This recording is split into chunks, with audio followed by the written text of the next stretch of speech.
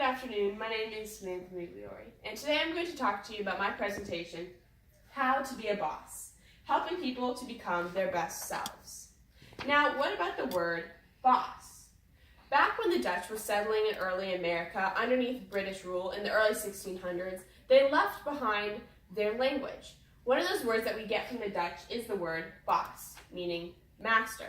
But nowadays, we understand what it means when someone tells you, hey, go be a boss.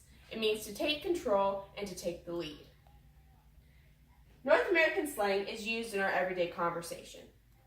But people aren't born a boss. Rather, it's a trait that's developed. So how do you become a boss? That brings us to our first point, having confidence and knowing who you are. Know who you are, seek out people's respect, but know that you don't need their approval. Seek people's respect, but stand in confidence that you don't have to agree with everything everybody says, and they don't always have to agree with you. Know that as a person, you have value, no matter what your opinions or views on one thing are or not. Confidence is knowing that you have value even when people disagree with you. Which brings us to hyping yourself up. Know what truth is and speak it back to yourself. For example, say you're getting nervous about a social situation. You're kind of exaggerating what the situation may or may not look like in your head. Notice what's going on and take a minute to speak truth back to yourself and to calm yourself down. Make pep talks, mini pep talks, a part of your habit. Self-discipline begins with the mastery of your thoughts. If you don't control what you think, you can't control what you do. Simply, self-discipline enables you to think first and to act afterwards. Napoleon Hill. And this very much encompasses the idea of controlling your thoughts and having confidence within yourself. Which brings us to our next point, being knowledgeable.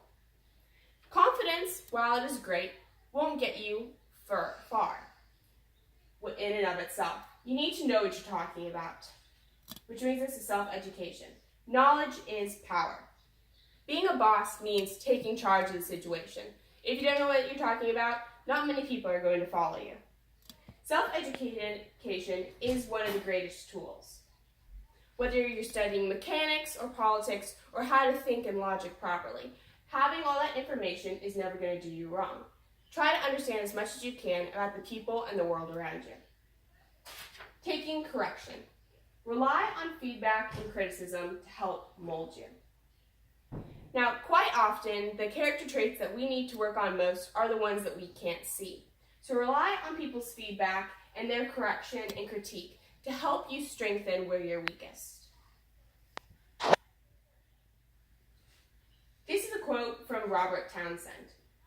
True leadership must be for the benefit of the followers, not the enrichment of the leaders. Knowledge and skills and confidence are helpful, but if you never use them, what's the point? True leadership. Taking action in leadership. The truth is, it's easy to blame other people, but taking responsibility when others don't is the definition of true leadership. Leaders don't pass the blame.